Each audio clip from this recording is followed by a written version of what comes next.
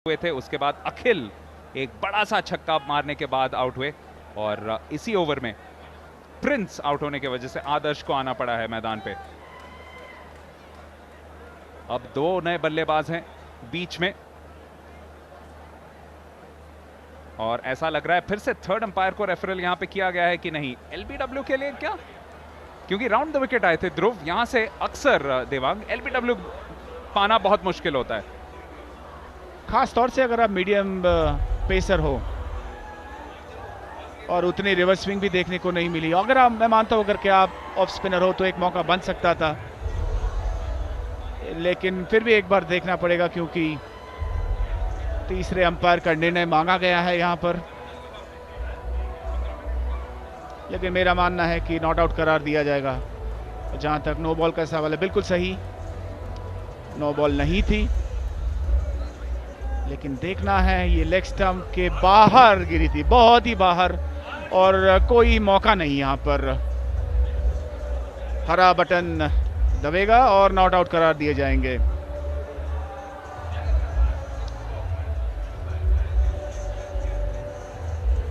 अचानक 3 विकेट गिरने से काफी रोमांच बढ़ गया इस मैच में, लेकिन यहां पर अच्छी वापसी कर्नाटका बुलडोजर्स द्वारा।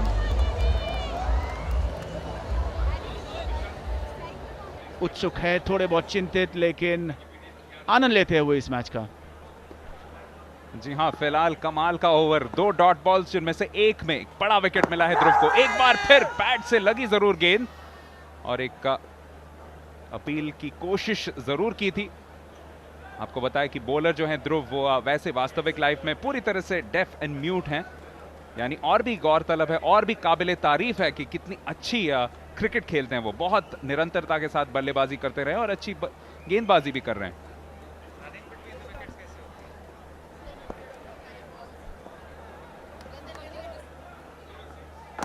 बड़ा शॉट खेलने का प्रयास, चूके।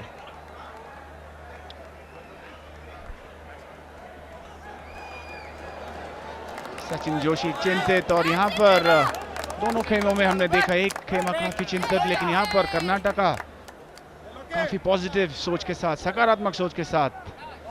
प्रिंस का विकेट देखा किस तरह से उन्होंने अपना विकेट खोया।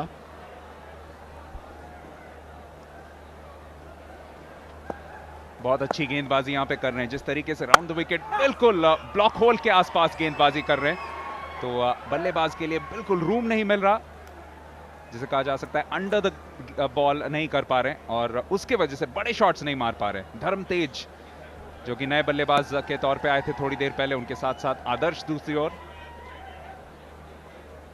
लेकिन देवायन, अभी बड़े शॉट्स खेलने की आवश्यकता नहीं है। आप एक एक सिंगल्स में रन एकत्रित करिए और जब आपको खराब गेंद मिलेगी तब आपका फायदा। लेकिन यहां पर करीबी मामला हो सकता है।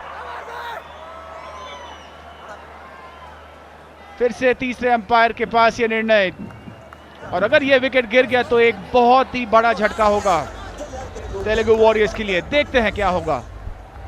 और कोई हो ना हो, तीसरे अंपायर जो है वो बिल्कुल edge of the seat entertainment उन्हें हासिल हो रही है। और करीबी मामला, लेकिन ऐसा लग रहा है ग्राउंड कर चुके थे।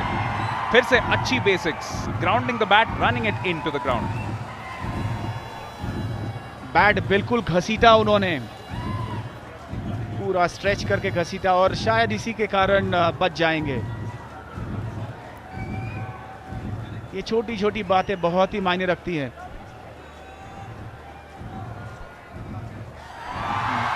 बिल्कुल सही निर्णय, 171 पर 4।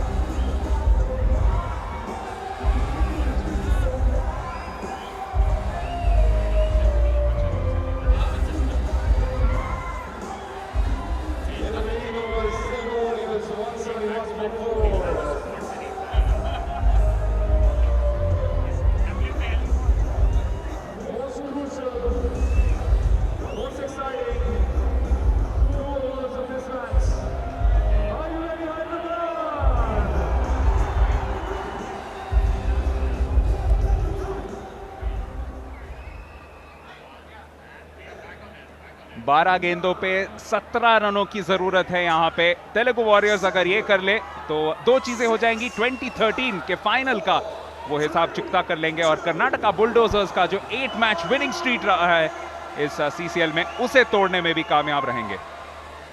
बिल्कुल, लेकिन कितना हाई वोल्टेज मैच रहा है ये।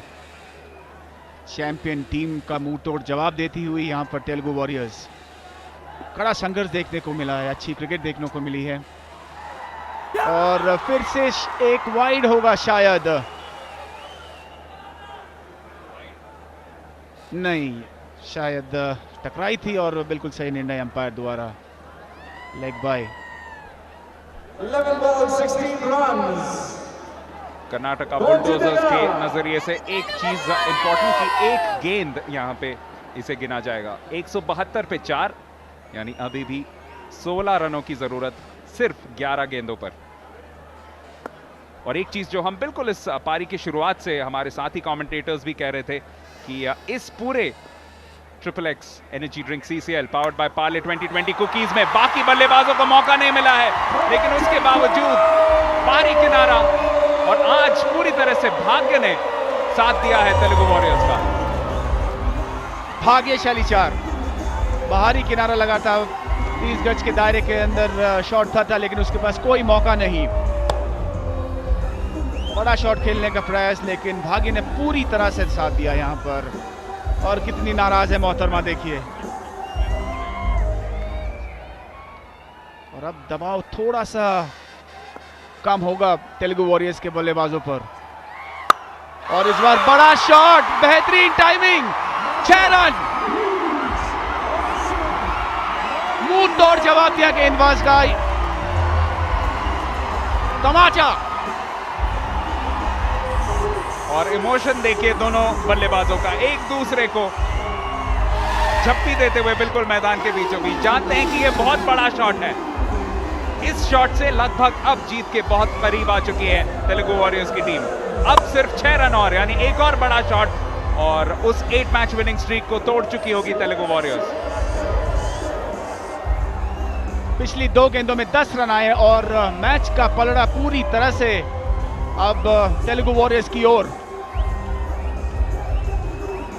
ये कितना अद्भुत खेल है 2020, 2 ओवर में खेल बदल जाता है।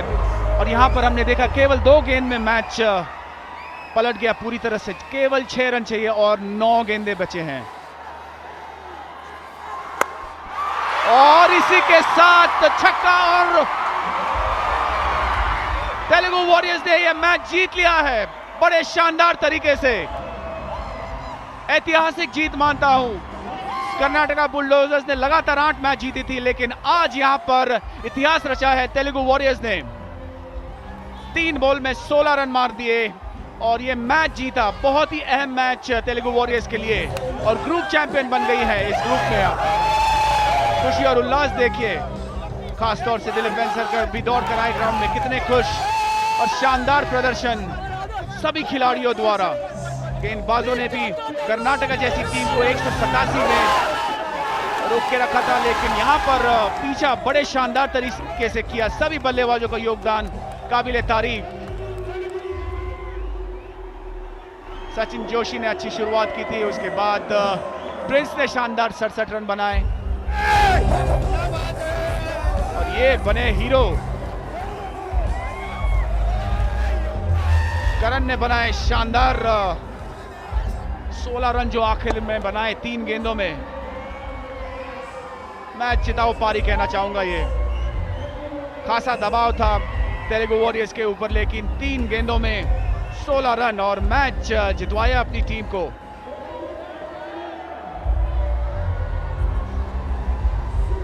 उनका साथ निभा रहे थे आदर्श। और एक ये वेकअप कॉल मानता हूं जहां तक कर्नाटका बुलडोजर्स का सवाल है।